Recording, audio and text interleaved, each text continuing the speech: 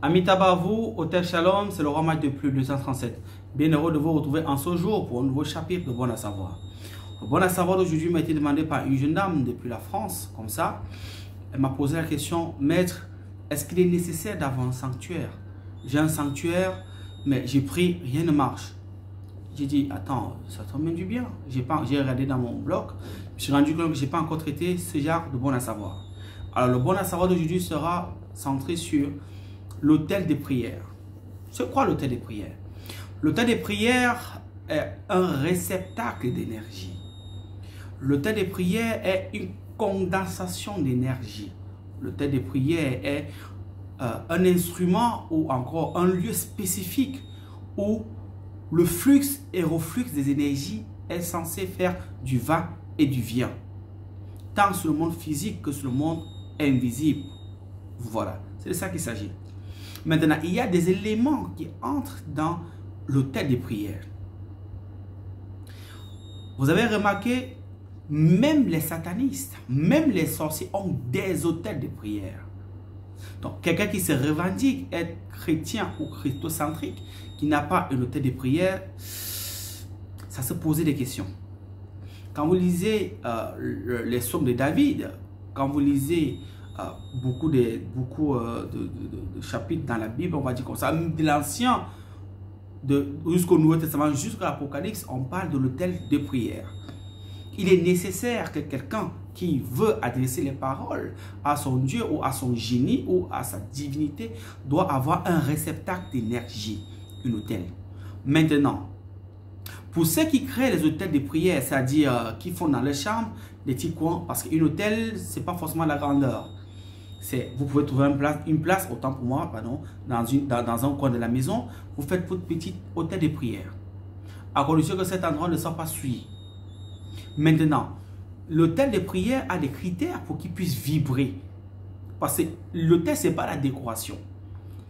Je ne sais pas allumer les bougies, les calebasses, faire des choses très beaux. C'est bon, mais ce n'est pas ça qui fait la portée de l'hôtel de prière. Pour que l'autel de prière puisse bien marcher, il faudrait qu'il soit chargé, qu'il soit magnétisé, qu'il soit vibré. Afin qu'il soit calibré à une entité spécifique à laquelle vous vous adressez.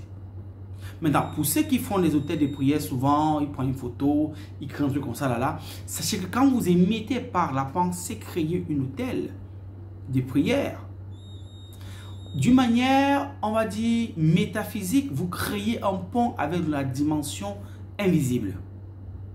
Par la pensée. Je vous le dis toujours, la pensée créatrice.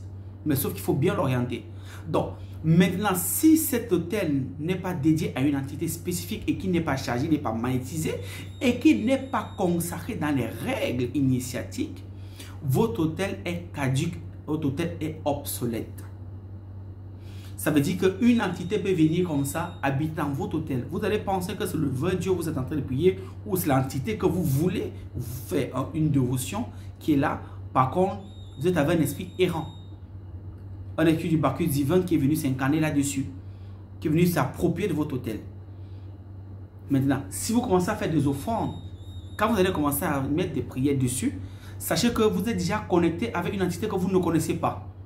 Pour ceux qui mettent des photos des esprits des eaux, des trucs des Mami Wata, c'est pas trop, ou des trucs, sachez que quand vous le faites, c'est pas l'entité là réellement qui y viendra. Parce que pour qu'une entité comme ça vienne, il faudrait qu'il y ait un fil de contact. Il faudrait qu'il y ait un conducteur. Et le conducteur, il faudrait être initié pour que vous ayez le vrai conducteur. Et les véritables parfums qui y vont avec. Y compris les encens qui vont avec. Ensuite, il faudrait qu'un véritable prêtre ou quelqu'un qui est initié vous donne le code d'activation, afin qu'il magnétise, il consacre votre hôtel. Vous-même comme ça, là, c'est impossible. Il faudrait que vous le sachiez. C'est au loup, beaucoup échouent souvent. Et quand vous commencez à faire des dévotions,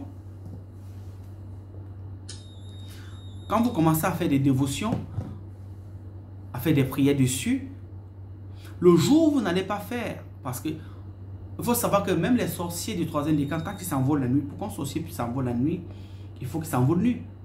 C'est ça qui lui donne le pouvoir de pouvoir s'incarner à los animaux, tout le reste. Mais il faut qu'il soit nu. Alors, quand il flotte dans les dimensions, quand il regarde, il regarde les maisons. Et chaque maison a des codes, a des matricules. Et il y a des flammes qui entourent des maisons en fonction de la direction que vont vos prières. Quand il regarde, il voit une flamme qui a une couleur qu'il ne connaît pas, qui n'a pas une certaine énergie. Il dit, ah, bon endroit qu'on peut venir. Il va venir là, comme des vortex, il va voir qu'il n'y a personne. Il peut même s'incarner sur une statue, il peut s'incarner sur une photo, et puis il commence à vous animer. Et quand vous n'allez plus donner, parce que beaucoup font ces erreurs, ils font un sanctuaire, et puis ça reste mourir là. C'est erreur qu'il ne faut jamais faire. Parce que, vous allez vous retrouver avec une dette karmique sur le plan invisible, parce que vous avez contacté une entité invisible, inconnue même déjà, que vous n'avez pas nourri, or vous avez commencé, vous a pas payé de le faire. Vous allez vous retrouver avec des blocages parfois. Et souvent, c'est très violent. Vous allez fouiller quel bout de votre problème, pourtant c'est l'hôtel qui est là, qui est votre problème. Les sorciers ont les hôtels. Les magiciens ont les hôtels. Les satanistes même ont des hôtels. Le roi David avait l'hôtel. Le roi Salomon avait l'hôtel. Y compris bien d'autres. Les hôtels, ça existe. Maintenant, il y a deux dimensions de l'hôtel. Il y a l'hôtel visible et l'hôtel invisible. Beaucoup de gens n'ont pas encore compris que pour qu'une hôtel puisse fonctionner, et souvent ceux qui sont chrétiens, ce n'est pas l'adoration que vous faites qui fait que vos prières soient exaucées. Ce n'est pas le chant que vous faites qui fait que vos prières soient exaucées dans vos hôtels respectifs, même à l'église. Ce n'est pas l'acclamation que vous faites qui fasse que votre hôtel puisse fonctionner. C'est le sacrifice que vous faites qui fasse que vous soyez exaucés. C'est ça le mystère. Vous qui avez les hôtels à la maison, quel est le sacrifice que vous faites pour que votre hôtel puisse vibrer? S'enjourner tous les jours là-dessus, prier là-dessus tous les jours. Qu'est-ce que vous faites comme sacrifice pour qu'il puisse s'élever, pour qu'il puisse vibrer? Parce qu'il faut savoir une chose, pour qu'un sorcier puisse vous atteindre, il faudrait qu'il atteigne d'abord votre sanctuaire.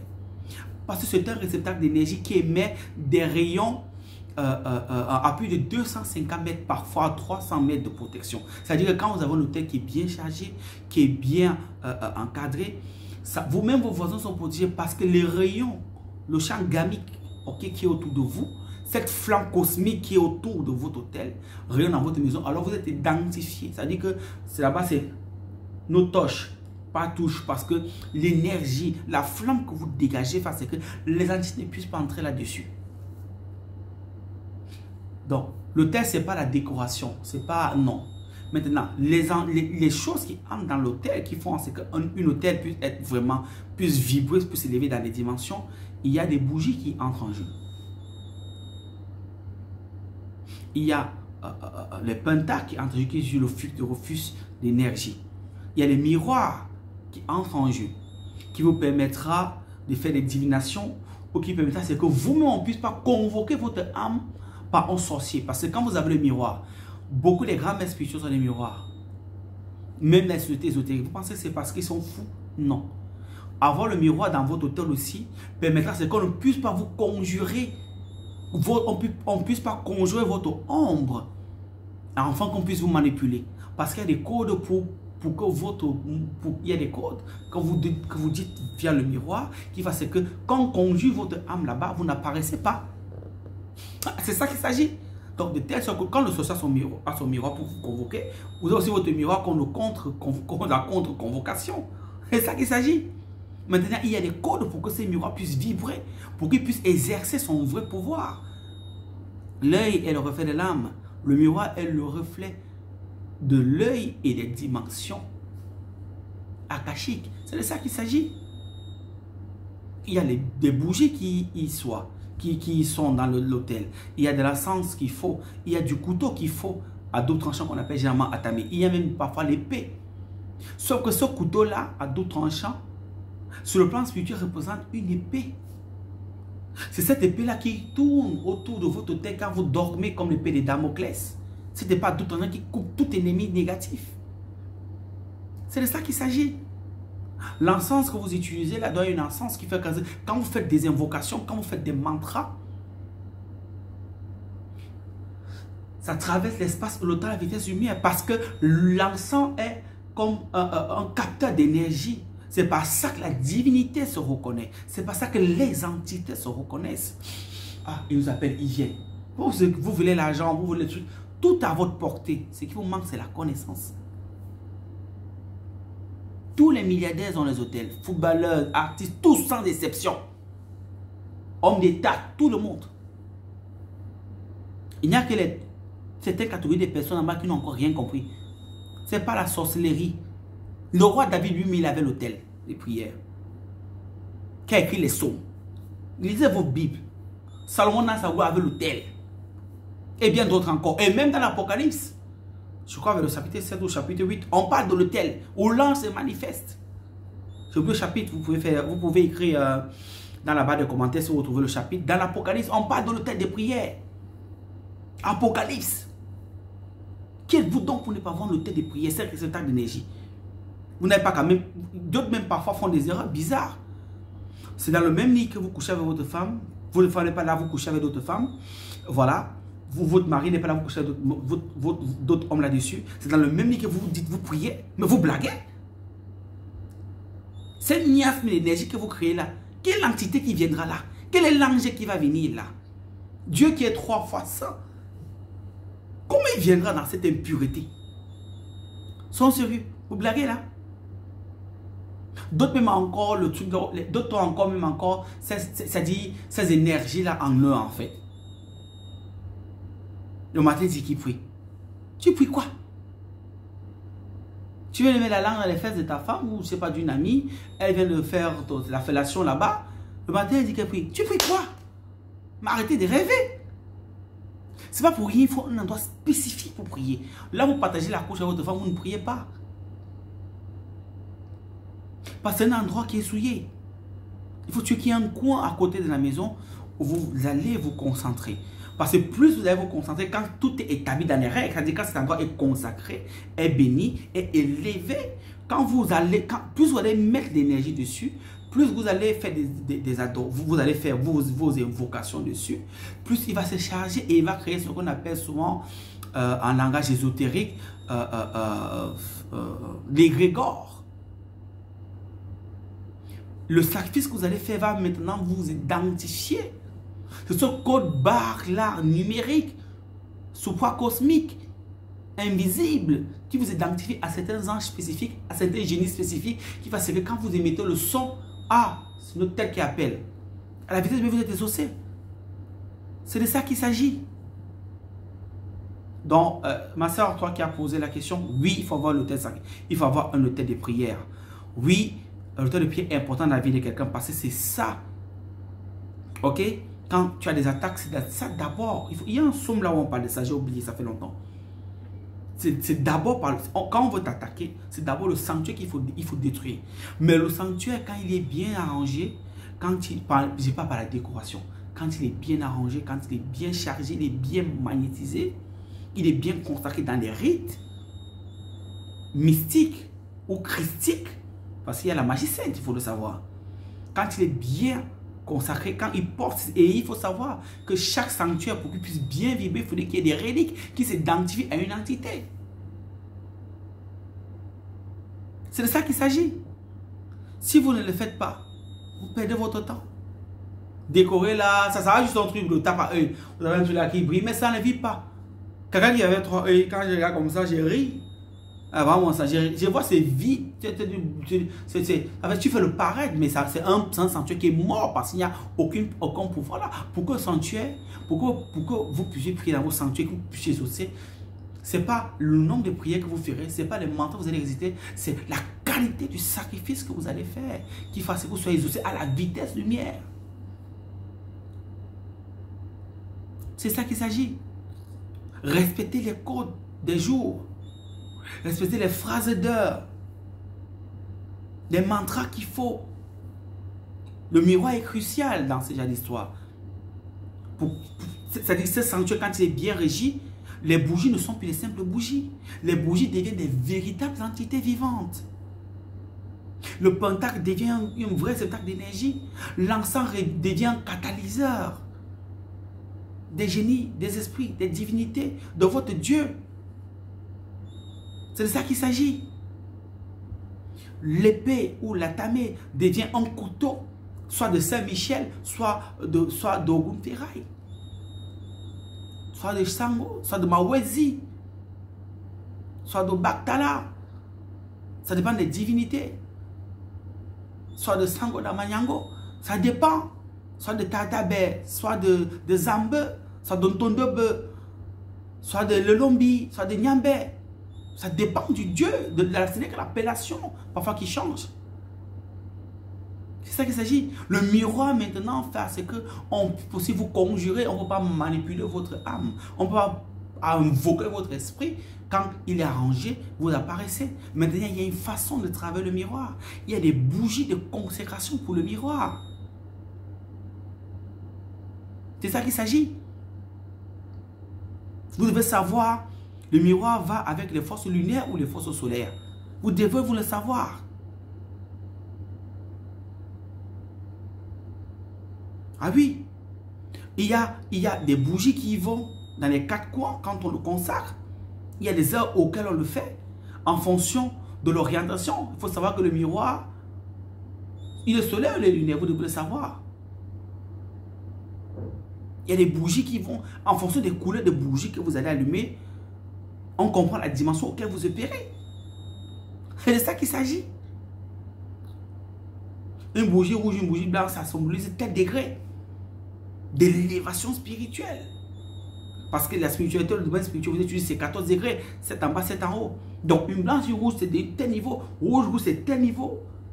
Noir, rouge, c'est tel niveau. C'est de ça qu'il s'agit. Blanc, violet, c'est tel niveau. C'est de ça qu'il s'agit. Bleu, bleu, c'est tel niveau. En fonction de ces couleurs-là, les noms que vous gravez dessus, ça a un impact. Il faudrait que quand vous invoquez ce nom-là, il s'identifie à vous. Parce que vous, le miroir, vous devez faire un. Ce qui fait que quand on voudra vous manipuler dans le plan invisible, on ne vous voit pas. Quand on convoque votre âme une fois, 2 fois, 3e fois, s'il insiste, l'éclair le frappe. Ou la foudre le frappe. La partie sorcière qui va s'essayer à jouer à ça avec vous. Ah oui, c'est possible. Vous avez la capacité de le faire. Mais ce n'est que le code qui vous manque. Ah oui, oui, oui. Quand vous le signez, on signe le miroir avec quoi? Pour qu'il devienne actif. On l'active comment? Quels sont les modes et les codes d'activation? Les miroirs qu'on vend dans les boutiques ésotériques, parfois, ce n'est pas vraiment ça. Parce qu'avec le miroir, là, la divination par le miroir, c'est ça cartomancie. Sachez que quand vous voyez un prophète ou un prêtre faire la voyance avec le téléphone, ça veut dire qu'il y a un miroir quelque part. Parce que quand vous avez connecté miroir, quand votre œil a été ouvert et que on vous a donné le mot de passe pour le miroir, partout où il y a un miroir, vous êtes connecté. Dans votre visage, vous pouvez parler au miroir. Partout où il y a votre reflet, vous communiquez. C'est-à-dire que quelqu'un peut vous donner des informations à travers un téléphone. Je m'appelle tel. Vous le faites une divination à travers le téléphone. Bon, ceux qui vont se rendre face à face, donc seront vus même au sanctuaire. Ou quelqu'un m'appelle, envoie la photo. Je dis des choses. Donc, il faut passer sur connecter au miroir. Il suffit que la personne s'est admirée dans un miroir un jour. J'ai ces informations. Donc, un prophète qui vous parle à travers le téléphone, il a un miroir magique. Il n'est pas supra-homme. C'est un initié. Hey! Adama, on peut faire ça. Ah, j'aime bien celui qui a inventé ça en fait. Bref, sachez donc que c'est possible. Vous avez la capacité de faire ce genre de choses. Donc, dans vos chambres, essayez de faire des miroirs, essayez de faire des hôtels, contactez ceux qui connaissent, vous avez dans vos pays respectifs, vous n'êtes pas obligé de venir chez moi. Voilà, renseignez-vous, ils vous orientent et vous faites ce que vous faites et vous allez voir comment votre vie va aller. Même des offrandes comptent. Vous allez avoir du succès. Parfois, c'est ça qui manque pour que vous ayez le succès dans tout ce que vous entreprenez. Les détails. Donc, ce fut un plaisir. Amitabha à vous. Hôtel Shalom, c'est le roman depuis 237. Laissez les commentaires massivement, je me ferai un plaisir de vous répondre. Voilà, ceux qui ont des bons à savoir suggérer, vous pouvez laisser sur là-bas des commentaires. Ensuite, je me ferai un plaisir, si je n'ai pas encore traité le dossier, si je n'ai pas encore traité ça, je me ferai un plaisir de voir en fonction de mon programme comment je ferai pour vous laisser un bon à savoir. Que Dieu bénisse l'Afrique. C'est l'Afrique qui gagne. Aigle.